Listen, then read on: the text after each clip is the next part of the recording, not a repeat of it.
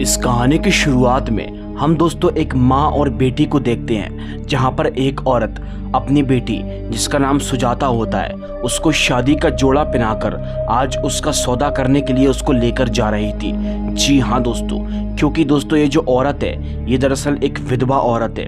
इसके पति की काफ़ी साल पहले मौत हो चुकी है और इसके घर में आमदनी कमाने वाला कोई भी नहीं है और ये अपनी बेटी की अब बिल्कुल भी पालन पोषण अच्छे से नहीं कर पा रही, ना ही उसकी शादी करने के लायक इसके पास में पैसे हैं। इसीलिए दोस्तों ये औरत यहाँ पर एक दूसरी औरत को अपनी बेटी को हवाले करने के लिए चली जाती है, जिसके बदले में वो पर्टिकुलर औरत इसको कुछ पैसे देगी। बट शर्त ये है कि इस लड़की की माँ को पूरी तरीके से अपनी बेटी को भूलना होगा, जैसे कि उसने अपनी बेटी को बेच दिया हो। और दोस्तों वो औरत यहाँ पर मंदिर पे उसको बुलाती है, जहाँ पर उसका भाई भी मौजूद होता है जो कि दूल्हा बना होता है, विच मीन्स कि अभी इसके संग ही इसकी शादी होने वाली है। अब वो औरत उस लड़की की माँ को कुछ बहुत सारे पैसे देती है और बोलती है कि आज से तुम्हारी बेटी हमारी। अब दोस्तों लड़की की माँ यहाँ पर उस औरत से बोलती है कि मैं भी अपनी बेटी की शादी देखना चाहती हूँ, लेकिन वो औरत मना कर देती है और बोलती है कि तुम अब यहाँ से जा सकती हो, हमारा सौदा कंप्लीट हो चुका है। तभी दोस्तों वो लड़की की माँ वहाँ से चली जाती है।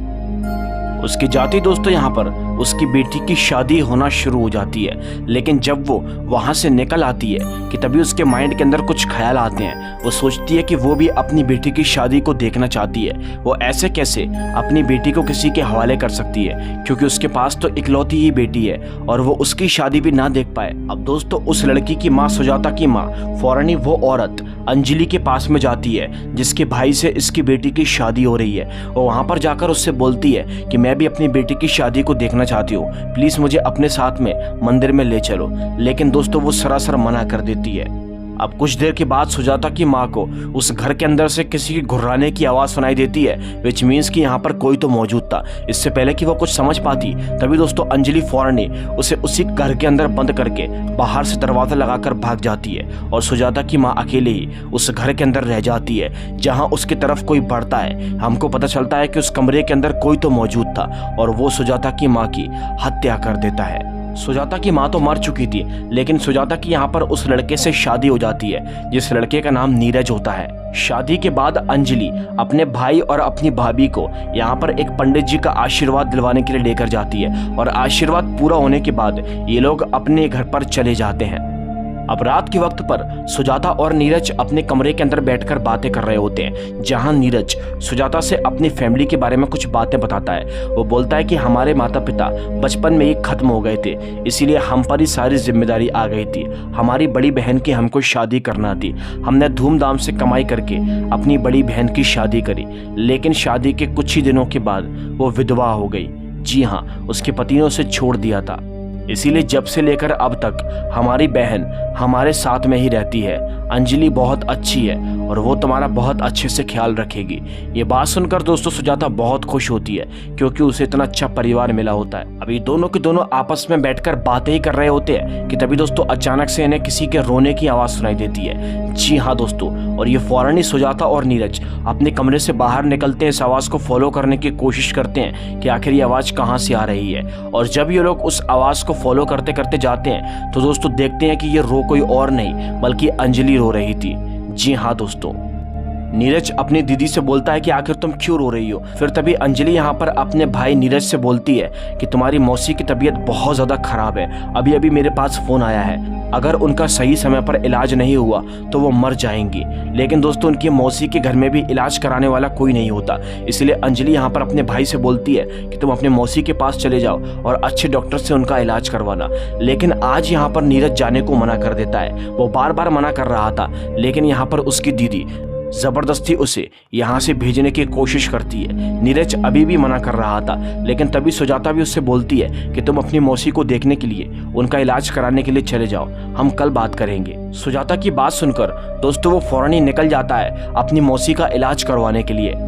उसके जाने के बाद हम यहाँ पर देखते हैं सुजाता और अंजलि को। सुजाता को रात के वक्त पर डर लग रहा था, इसीलिए वो अंजलि से बोलती है कि आज मैं तुम्हारे पास सो जाती हूँ, लेकिन अंजलि उससे मना कर देती है और ज़बरदस्ती उसे एक कमरे के अंदर बंद कर देती है। सुजाता को ये बहुत अजीब लगता है, वो दरवाजे को बजाने की कोशिश करती है लेकिन वो दरवाज़ा नहीं खोलती। और तभी दोस्तों अंजलि वहाँ से फौरन ही अपने घर की छत के ऊपर चली जाती है और अपने मुंह से एक अजीब सी आवाज़ निकालती है और बोलती है, ब्रह्म प्रेत तुम्हारी दुल्हन तैयार है, तुम आ सकते हो।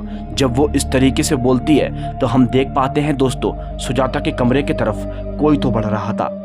सुजाता ये देखकर बहुत डर जाती है और जैसे कमरे का दरवाज़ा खुलता है तो वो देखती है कि बाहर एक बहुत खतरनाक दिखने वाला शैतान जैसा एक आदमी खड़ा होता है, जिसका चेहरा बहुत भयानक होता है। वो किसी प्रेत की तरह दिखाई दे रहा था। वो प्रेत उसके करीब आता है और अपने बड़े बड़े नाखूनों से उसके ऊपर वार करता है, जिससे कि दोस्तों वो बेड पर जाकर गिर जाती है। वो बड़ी जोर से चीख और चिल्ला रही होती है।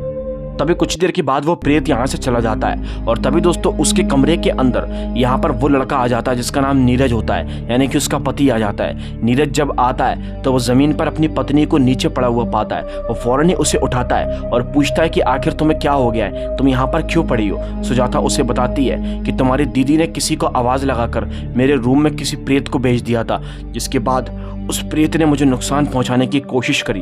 वो अपना हाथ भी दिखाती है जो कि पूरी तरीके से जख्मी होता है। ये बात सुनकर दोस्तों यहाँ पर नीरज को बहुत गुस्सा आती है। वो अपनी दीदी के कमरे के बाहर जाता है और बोलता है कि तुमने मेरी पत्नी के साथ में क्या किया है। तुमने सबसे पहले मुझे झूठा बहाना लगाकर मौसी के पास भेज दिया, जबकि मौसी की तबीयत एकदम ठीक है, और मेरे जाते ही तुमने मेरी पत्नी के साथ में ऐसा अजीब सा बर्ताव किया। बताओ दीदी तुमने ऐसा क्यों किया। दीदी दोस्तों कुछ रिप्लाई नहीं देती, बल्कि उसी की तरफ देखी जा रही थी और ये बात नीरज को लग जाती है बुरी, इसीलिए वो अपनी दीदी को ही अपने घर से बाहर निकाल देता है। जी हाँ दोस्तों, वो बोल देता है कि आज के बाद इस घर में तुम्हारी कोई जगह नहीं है। उसकी दीदी अपना सामान लेकर यहाँ से चली जाती है। तभी दोस्तों सुबह का वक्त का सीन दिखाया जाता है। सुबह के वक्त पर हम देखते हैं नीरज और सुजाता एक दूसरे के साथ बैठे होते हैं कि तभी अचानक से इनके घर का दरवाज़ा कोई बजाता है और जब यहाँ पर वो आवाज़ लगाकर पूछता है तो दोस्तों वो कोई और नहीं बल्कि नीरज की दीदी अंजलि होती है, जो कि बहुत तेज़ तड़प रही थी। वो बोल रही थी कि बाहर बहुत तेज़ ठंड है, प्लीज़ मुझे अंदर आने दो। अब ये देखकर उसके मन के अंदर अपनी बहन को लेकर एक अजीब सा दुख जाग जाता है। इसीलिए दोस्तों वो फौरन एक कंबल उठाकर अपनी दीदी को देने के लिए जा रहा था। अपनी पत्नी से बोलता है कि मैं बस उसे ये कंबल देकर आता हूँ, लेकिन घर के अंदर नहीं घुसने दूंगा। अब तभी दोस्तों वो जैसे ही उसे कंबल देने के लिए जाता है तो सुजाता को लगता है कि शायद उसका पति बहुत अच्छा है और उसका बहुत ख्याल रखता है। और इसी बीच सुजाता को बाहर से अपने पति के चीखने की आवाज़ सुनाई देती है और जब वो अंजलि बहुत ज़्यादा गुस्सा होती है, वो फौरन ही हथियार उठाकर यहाँ पर सुजाता को मारने के लिए आती है। सुजाता अपनी जान बचाकर वहाँ से भागने की कोशिश कर रही थी और तभी सुजाता एक कमरे के अंदर भाग जाती है, जिस कमरे के अंदर दोस्तों उसे दो शैतानी आत्माएं दिखाई देती हैं जो कि दुल्हन जैसी लग रही थी। लेकिन ये दोनों आत्माएं कौन हैं, इसके बारे में अभी आपको आगे पता चलेगा। सुजाता उन आत्माओं को देखकर बहुत डर जाती है और उस कमरे से भी भाग जाती है। अब सुजाता जैसे ही बाहर आती है तो अंजलि बाहर उसका ही इंतजार कर रही थी। अंजलि उसका हाथ पकड़कर उसे एक कमरे के अंदर ले जाकर बंद कर देती है, जिस कमरे के अंदर वही ब्रह्मप्रेत नाम का खतरनाक सा प्रेत होता है जो कि उसी का इंतजार कर रहा था। सुजाता उससे माफी मांगती है कि मुझे मत मारना, लेकिन दोस्तों वो जो प्रेत होता है वो उसी की तरफ देख रहा होता है। अब तभी दोस्तों दूसरी तरफ हमको दिखाया जाता है अंजलि बाहर की ओर जाती है और बाहर की ओर हम यहाँ पर देख पाते हैं उसी के भाई नीरज को, जो कि एक्चुअल में मरा नहीं था बल्कि मरने का नाटक कर रहा था, क्योंकि ये दोनों की दोनों बहन भाई एकदम एक्टिंग बाज है और अभी तक ये सुजाता की फीलिंग्स के साथ खेल रहे थे। ये दोनों की दोनों ही नाटक कर रहे थे। नीरज सुजाता से कोई भी प्यार व्यार नहीं करता, बल्कि वो तो अपनी बहन से ही प्यार करता है और इन दोनों का ही प्लान था। नीरज ने अपनी बहन से कहा था कि पहले मैं तुम्हें अपने घर से बाहर निकाल दूंगा, जिससे कि मेरी बीवी को ऐसा लगेगा कि मैं उससे बहुत प्यार करता हूँ, जिसके बाद तुम सुजाता को ब्रह्मप्रेत के हवाले कर देना। दरअसल दोस्तों ब्रह्मप्रेत इन्हीं के घर के अंदर रहता है और दोस्तों ये दोनों के दोनों सुजाता को ब्रह्मप्रेत के हवाले क्यों कर रहे हैं, इसके बारे में बस आपको थोड़ी देर में पता चलने वाला है। एनीवेज अब कुछ ही देर के बाद अंजलि यहाँ पर उसी कमरे के अंदर जाती है। उसे लगता है कि अब तक ब्रह्म प्रेत ने सुजाता को मार दिया होगा। लेकिन वो जैसे ही वहां पर जाती है, उसकी नाक पर हाथ लगाती है तो सुजाता एकदम जिंदा होती है। अब उसे पीछे से ब्रह्म प्रेत की आवाज़ सुनाई देती है और दोस्तों ब्रह्म प्रेत वहां पर आकर अंजलि की बड़ी बुरी तरीके से हत्या कर देता है। जी हाँ दोस्तों, वो उल्टा अंजलि को ही मार डालता है। वो क्यों, इसके बारे में भी आपको आगे ही पता चलेगा। सुजाता के सामने वो ब्रह्म प्रेत होता है जो कि उसे देख रहा होता है, लेकिन गुस्से की नज़र से नहीं बल्कि प्यार की नज़र से। ब्रह्म प्रेत उससे बोलता है कि तुम बहुत सुंदर हो और मैं तुम्हें नहीं मारूंगा बल्कि मैं तुम्हें पसंद करता हूँ। जी हाँ दोस्तों, इसीलिए ब्रह्म प्रेत सुजाता को यहाँ पर नहीं मार रहा है। अभी ये सब कुछ छुपकर नीरज भी ये सारी बातें सुन रहा होता है, देख रहा होता है। अब कुछ ही देर के बाद नीरज यहाँ पर एक्टिंग करता हुआ अपनी पत्नी सुजाता के सामने जाता है और बोलता है कि मेरी बहन के साथ में बहुत अच्छा हुआ जो इसे ब्रह्म प्रेत ने मार दिया। ये तुम्हारे साथ बहुत बुरा कर रही थी और इसने मुझे भी मारने की कोशिश की थी, इसके साथ बहुत अच्छा हुआ। दरअसल दोस्तों वो ये भी एक्टिंग ही कर रहा था। नीरज सुजाता से बोलता है कि अब मैं तुम्हें कभी भी अकेले छोड़कर नहीं जाऊंगा और हम दोनों मिलकर उस ब्रह्म प्रेत को रोकेंगे। वेल गाइस, फिर तभी हमको अगले ही सीन में दिखाया जाता है नीरज यहाँ पर उसी तांत्रिक बाबा के पास में पहुंच जाता है जहां ये लोग शादी करके आशीर्वाद लेने के लिए गए थे। ये तांत्रिक बाबा से इनके बहुत पुराने ताल्लुक हैं। वो तांत्रिक बाबा के पास जाकर गुस्सा करता है और उनके सामान को इधर उधर फेंकने की कोशिश करता है। वो तांत्रिक बाबा से बोलता है कि आपके बताए हुए तरीकों से मेरी बहन मुझे छोड़कर चली गई, मेरी बहन की मौत हो गई। वो तांत्रिक बाबा भी दोस्तों गुस्सा करते हैं और उससे बोलते हैं कि उस ब्रह्म प्रेत ने तुम्हारी बहन की गलती के चक्कर में उसे मारा है। जी हाँ दोस्तों, अब हमें एक रहस्य के बारे में पता चलता है। दरअसल दोस्तों ये जो ब्रह्म प्रेत है ये एक टाइम पर एक साधारण सा इंसान हुआ करता था। दोस्तों ये जो नीरज की बहन है उसी ने इस ब्रह्म प्रेत से शादी की थी, मतलब कि एक इंसान से शादी की थी जिस इंसान का नाम सूरज था। और नीरज की बहन ने सूरज से केवल इसीलिए शादी की थी जिससे कि वो उसका माल वगैरह प्रॉपर्टी वगैरह हड़प सके, क्योंकि सूरज बहुत पैसे वाला हुआ करता था। और जैसी दोस्तों अंजलि की शादी उस सूरज नाम के व्यक्ति से हो गई थी तो शादी के बाद ही अंजलि ने उसे मार डाला था। जी हाँ, और मरने के बाद वो एक ब्रह्म प्रेत बन गया। अंजलि को लगा कि सब कुछ यहाँ पर ठीक हो जाएगा, लेकिन दोस्तों कुछ भी ठीक नहीं हुआ। एक एक करके उस ब्रह्म प्रेत ने सबको नुकसान पहुंचाना शुरू कर दिया और अंजलि ने ये सब में अफवाह उड़ा दी कि वो विधवा हो चुकी है, उसका पति उसको छोड़कर चला गया है। एक्चुअल में ऐसा कुछ भी नहीं था। और अब अपना ही बदला लेने के लिए ब्रह्म प्रेत ने दोबारा किसी अंजलि को मार डाला है। लेकिन अब आप लोगों के दिमाग के अंदर एक आइडिया चल रहा होगा कि भाई इतने पहले दिनों से ही ब्रह्म प्रेत ने अंजलि को क्यों नहीं मार दिया, उसने अभी जाकर अंजलि को क्यों मारा है। तो दोस्तों उसका आंसर ये है कि जब यहाँ पर अंजलि ने उस आदमी सूरज की हत्या कर दी थी तो ये दोनों बहन भाई इन्हीं तांत्रिक बाबा के पास में आए थे और इन्होंने कहा था कि उस ब्रह्म प्रेत से बचने के लिए हमें कुछ उपाय चाहिए। तो दोस्तों इन बाबा ने इन दोनों बहन भाइयों से कहा था कि तुम्हें यहाँ पर नीरज की 3 शादियां करवानी होगी और 3 शादियों को करवाकर तुम्हें उसकी तीनों पत्नियों को ब्रह्म प्रेत को भोग चढ़ाना होगा, जिससे कि ब्रह्म प्रेत शांत हो जाएगा और अंजलि वो तुम्हें नहीं मारेगा। तांत्रिक बाबा की बात सुनकर इन लोगों ने कुछ ऐसा ही किया। इन लोगों ने नीरज की 2 शादियां करवा दी, जिसके बाद ब्रह्म प्रेत के हाथों उन दोनों औरतों को मरवा दिया। और वो दोनों औरतें कोई और नहीं दोस्तों वही हैं जिनको यहाँ पर सुजाता ने उस रूम के अंदर देखा था, जो कि शैतानी आत्मा बनकर घूम रही है। और दोस्तों यहाँ पर ये नीरज की 3री शादी सुजाता के साथ में हुई है। और दोस्तों 3री पत्नी को भी ये लोग ब्रह्म प्रेत का भोग लगाने वाले थे, लेकिन ब्रह्म प्रेत को ये 3री पत्नी यानी कि सुजाता पसंद आ चुकी है। जी हाँ दोस्तों, इसीलिए यहाँ पर इन लोगों का ये प्लान एकदम फेल हो गया। ब्रह्म प्रेत अब उसे नहीं मारेगा, इसीलिए उसने अंजलि को मारकर अपना बदला पूरा कर लिया। दोस्तों उम्मीद करता हूँ आप लोगों को समझ में धीरे धीरे करके आ ही रहा होगा। यही माजरा है इस कहानी का पूरा।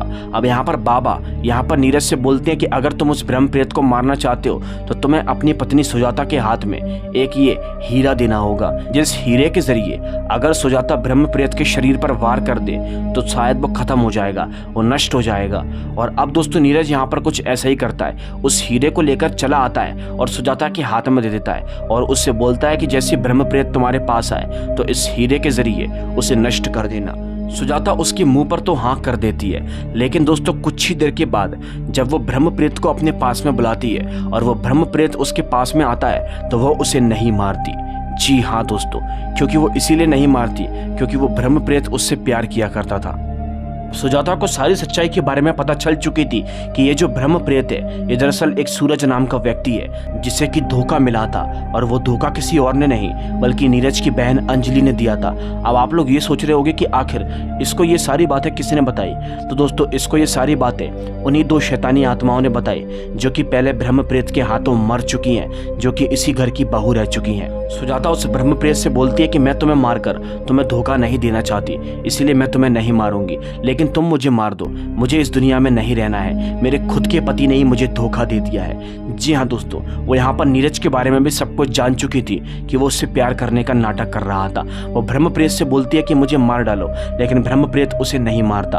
अब अचानक से दोस्तों यहाँ पर नीरज भी ये सारी बातें सुन रहा था, लेकिन ब्रह्म प्रेत उसे देख लेता है। नीरज अपनी जान बचाकर यहाँ से भागने की कोशिश करता है और ब्रह्म प्रेत उसके शरीर के अंदर जाकर घुस जाता है, जिसके बाद वो उसे मारकर बुरी तरह से खत्म कर देता है। और दोस्तों उसे मारने के बाद ब्रह्म प्रेत यहाँ से गायब हो जाता है। सुजाता उसे आसमानों के अंदर देख पा रही थी, जहाँ वो उससे कहती है कि तुम मुझे मार दो, लेकिन ब्रह्म प्रेत उससे बोलता है कि मैं तुम्हें नहीं मारूंगा, तुम एक अच्छे दिल की इंसान हो, इस परिवार के लोगों ने तुम्हें जानबूझकर फंसाया है। अब कहीं ना कहीं ब्रह्म प्रेत उसकी तरफ प्रसन्न हो रहा था और कुछ ही देर के बाद वो वहां से गायब हो जाता है आसमानों में ही। यहाँ पर दोस्तों केवल एक लड़की अकेली बचती है और वो सुजाता होती है। सुजाता यहाँ से चली जाती है। इसी के साथ ये कहानी यहीं पर ही खत्म हो जाती है। उम्मीद करता हूँ आप लोगों को ये कहानी बहुत पसंद आई होगी। वीडियो अच्छी लगी हो तो लाइक करके चैनल को सब्सक्राइब कर देना। तब तक के लिए बाय एंड सी।